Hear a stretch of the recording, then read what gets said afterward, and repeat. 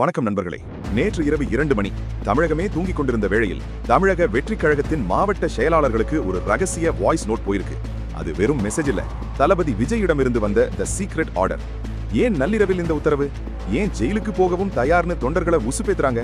2026 தேர்தலுக்கு முன்னாடி விஜய் கையில் எடுத்திருக்கும் அந்த அக்னி வியூகம் என்ன? சட்டம் அண்ட் வினோட் சேனலில் இன்னைக்கு இதை பத்தி புட்டு இருக்க போறோம். ஸ்கிப் பண்ணாம பாருங்க, ஏன்னா இதுல சட்ட ரீதியான பல சிக்கல்களும் இருக்கு.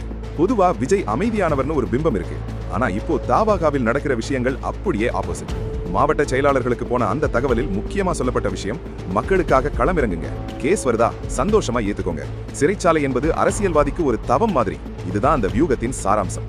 ஏன் இந்த திடீர் மாற்றம்? தொண்டர்களுக்கான நம்பிக்கை. வெறும் கட் அவுட் பாலாபிஷேகம் பண்ற ரசிகர்களா மட்டும் இல்லாம ஒரு போராட்ட குணமிக்க தொண்டர்களா மாத்த விஜய் நினைக்கிறார். எதிர்ப்புகளை சமாளித்தல். ஆளும் கட்சி தரப்பிலிருந்து அழுத்தங்கள் வரும்போது பின்வாங்க கூடாதுங்கிறதுல விஜய் உறுதியா இருக்காரு. விஜய் மீது வழக்கு பாயுமா? இப்போ ஒரு முக்கியமான கேள்வி. போராட்டங்கள் வெடிக்கும் போது சட்டம் ஒழுங்கு பிரச்சனை வந்தா கட்சி தலைவராக விஜய்க்கு என்ன பொறுப்பு இருக்கு? செக்ஷன் 144 தடை உத்தரவு. ஒரு மாவட்டத்தின் 144 தடை உத்தரவு அமலில் இருக்கும்போது அனுமதியின்றி கூட்டத்தை கூட்டினால் இந்திய தண்டனை சட்டம் IPC மற்றும் தற்போதைய பாரதிய நியாய சன்ஹிதா படி நடவடிக்கை எடுக்கப்படும். தலைவரின் பொறுப்பு. போராட்டம் வன்முறையாக மாறினால் அதற்கு தூண்டுதலாக இருந்ததாக கட்சி தலைவர் மீதும் வழக்கு பாய வாய்ப்புண்டு. தளபதியின் அட்வைஸ். அமைதியான முறையில் அறப்போர் நடத்துங்கள், ஆனால் உரிமையை விட்டுக் கொடுக்காதீர்கள்னு அந்த வாய்ஸ் நோட்ல தெளிவா சொல்லப்பட்டிருக்கு.